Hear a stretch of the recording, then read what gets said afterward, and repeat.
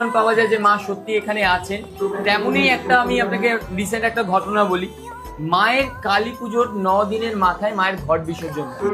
এবার মায়ের যখন ঘট বিসর্জন হয় তখন মন্দির চত্বর পুরো ফাঁকা থাকে, মানে মন্দির চত্বরে কেউ থাকে না, আমরা সবাই গঙ্গায় যাই ঘট বিসর্জন করতে।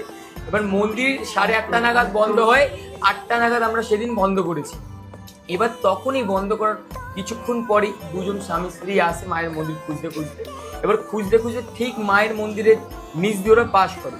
তখন ঠিক মায়ের মন্দিরের ওপরে একটি ব্যালকনি আছে, ওই ব্যালকনি থেকে একটা বাচ্চা মেয়ে বলে, কি রে কোথায় যাচ্ছিস, এইটাই তো আমার বাড়ি। তখন ওরাও আনদেখা করে দেয় যে না, আমরা তো মা শ্যামসুন্দরী মন্দির খুঁজি, এই বাচ্চা মেয়ে হয়তো ভুল করে বলছে, ওরা চলে যায়।